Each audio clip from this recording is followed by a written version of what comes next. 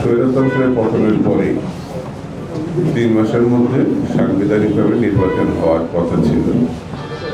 সংবিধান বা আইনের শাসন প্রতিষ্ঠা করার জন্যই এই স্বৈরতন্ত্রের বিরুদ্ধে গণপ্রথান। হাজার হাজার ছাত্র, শিশু, কিশোর, তরুণ তারা নিজেদের জীবন উৎসর্গ করছে। আমি তাদের প্রতি শ্রদ্ধা জানাচ্ছি, তাদের মাগফিরাত কামনা করছি। আল্লাহ যেন তাদের বেশ নসিব করে। যারা অসুস্থ, হাসপাতালে আছেন এবং বাসা আছেন, সরকার এবং বিভিন্ন রাজনৈতিক দলের তাদের প্রতি আহ্বান জানাবো, তারা যেন তাদের পাশে গিয়ে দাঁড়ায়। বন্ধুরা, বাংলাদেশ যে পথে যাওয়ার কথা একটু আগেই বললাম, 3 মাসের মধ্যে নির্বাচন সেটি হয় নাই। আগামী ফেব্রুয়ারি মাসে নির্বাচনের প্রতিশ্রুতি দিয়েছে সরকার। আমরা বিশ্বাস করতে চাই এই ফেব্রুয়ারি মাসের মধ্যে নির্বাচন যেন হয়। না হলে বাংলাদেশ বিরোধী যে ষড়যন্ত্র চতুর্দিকে পার্শ্ববর্তী দেশে একটি ভয়ঙ্কর শক্তি কাজ করছে, যেখানে স্বৈরতন্ত্রের শিখণ্ডী শেখ হাসিনা আশ্রয় নিয়েছে। এই ভারত কখনোই গণতন্ত্রের পক্ষে ছিল না, কখনোই স্বাধীনতার পক্ষে ছিল না। সে তার স্বার্থ উদ্ধারের জন্যে বাংলাদেশকে সবসময় ব্যবহার করেছে।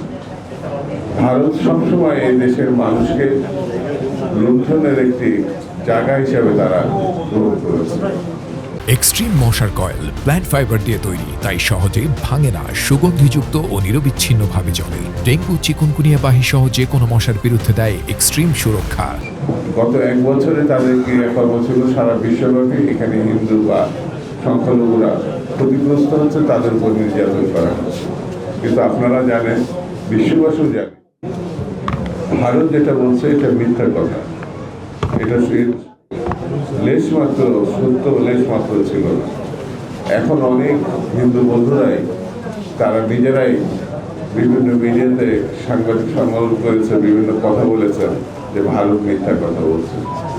ভারত সম্বন্ধে আমাদেরকে সতর্ক, সজাগ না থাকলে আমাদের বিপদ হতে পারে। শুধু প্রধান উপদেষ্টা যে কথা বলেছেন ভারত সম্বন্ধে, ওটুকু বলে বসে থাকলে হবে না, কার্যকর পদক্ষেপ নিতে হবে। আর ছাত্র, তরুণ যারা গণঅভ্যুত্থানে ভূমিকা পালন করছেন, সর্বশ্রেণীর মানুষ, কৃষক, শ্রমিক, পেশাজীবী, রাজনৈতিক দল, সবাইকে ঐক্যবদ্ধ থাকতে হবে।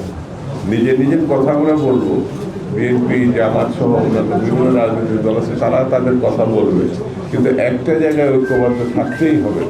সেটি হচ্ছে যতক্ষণ পর্যন্ত এখানে গণতান্ত্রিক সরকার, গণতান্ত্রিক পার্লামেন্ট আমরা প্রতিষ্ঠা করতে না পারবো জনগণের ভোটে।